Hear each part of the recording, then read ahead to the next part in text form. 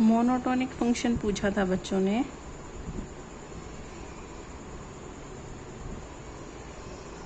Monotonic function जो होता है बच्चों, अब मैं आप सबको एक ग्राफ से बताऊंगी मोनोटोनिक फंक्शन जो होता है। ये मैंने एक ग्राफ ड्रॉ किया है।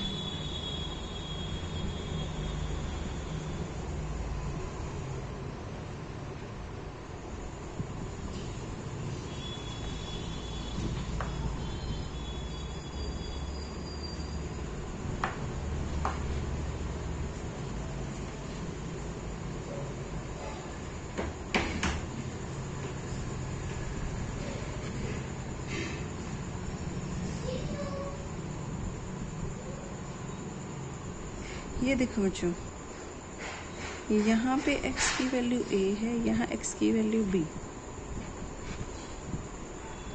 ये इंक्रीजिंग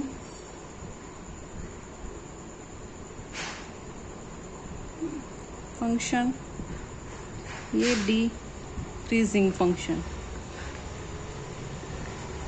अब यहाँ देखो, ये x1 और ये x2, यहाँ x1 और ये x2।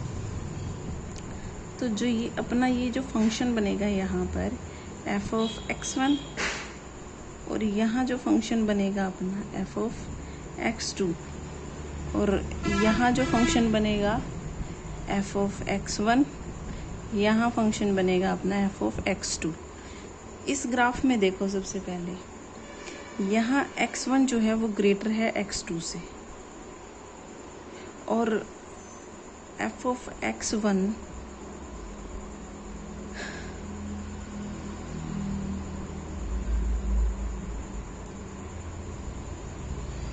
तो f ऑफ x1 जो है अपनी वैल्यू, यहाँ देखो f ऑफ x1 छोटा है, सच है यहाँ पे f ऑफ x1 छोटा है x2 से, तो f ऑफ x1 वैल्यू छोटी है, x2 बड़ी है, तो f ऑफ x1 यहाँ बड़ा हो जाएगा f ऑफ x2 से। जब अपना दो पॉइंट,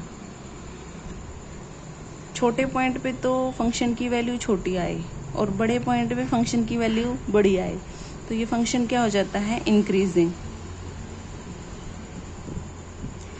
सिमिलरली यहाँ देखो, अब x1 जो है वो छोटा है x2 से, पर फंक्शन देखो यहाँ पे f ऑफ x1 जो है वो बड़ा है f ऑफ x2 से, यानी कि छोटे पॉइंट पे जो वैल्यू आई है फंक्शन की वो बड़ी है और बड़े पॉइंट पे वैल्यू छोटी आ रही है, तो ये फंक्शन कैसा हो गया, डिक्रीजिंग।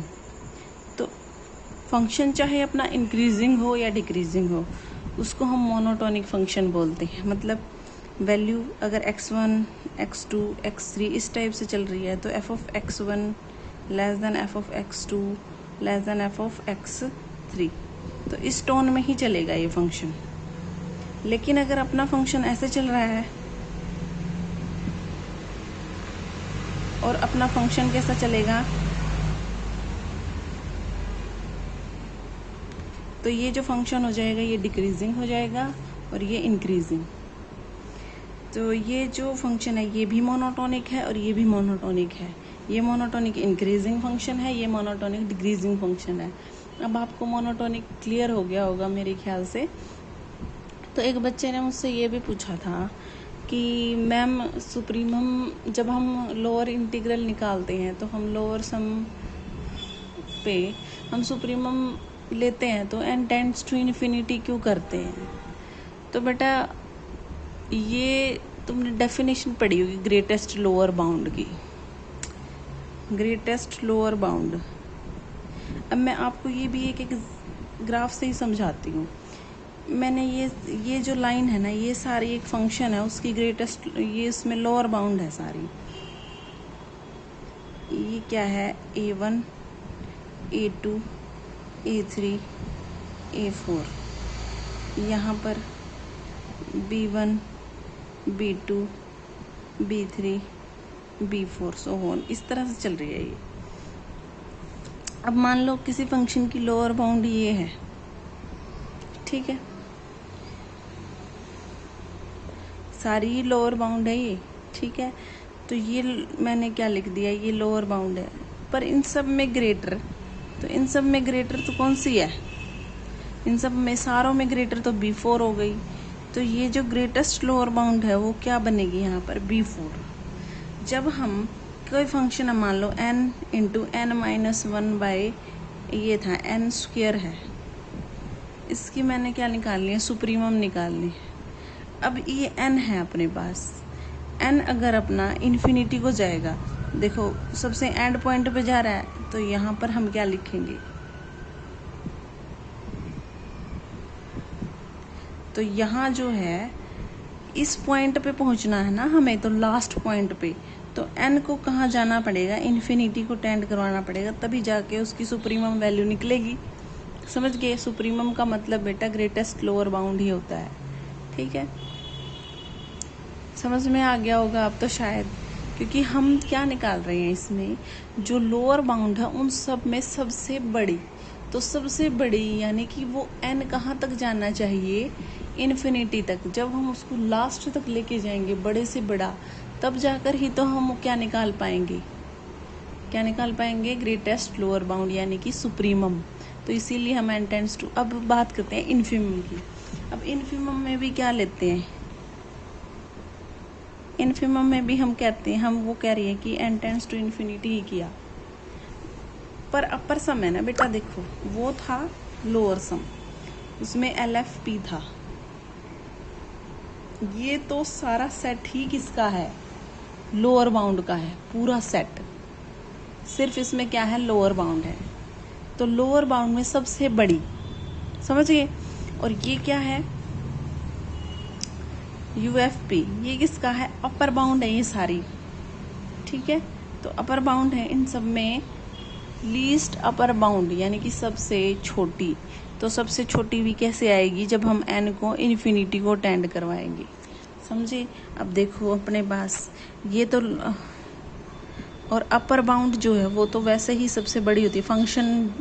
अब फंक्शन में ही तो करते हैं हम पुट, फंक्शन में ही तो n को टेंड पुट, n को क्या इन्फिनिटी पुट करते हैं। अगर फंक्शन में हम n को इन्फिनिटी पुट कर रहे हैं तभी तो अपनी अपर बाउंड आएगी। अगर मैं इसको 0 पुट कर दूंगी तो वो अपनी सबसे छोटी वैल्यू नहीं आएगी n की। तो इसीलिए हम n को क्या कर रहे हैं, इन्फिनिटी को टेंड करवा रहे हैं इसमें, क्योंकि ये क्या निकाल रहे हैं हम, अपर बाउंड, सबसे बड़ी वैल्यू। इसमें भी हम सबसे बड़ी ही वैल्यू निकाल रहे हैं। ये मत सोचो कि हमने इसमें तो सबसे छोटी निकालनी थी, पर देखो फंक्शन में हम n tends to infinity put कर रहे हैं। तो फंक्शन में हम कहाँ करते हैं, फंक्शन में ही तो हम n tends to infinity put करते हैं।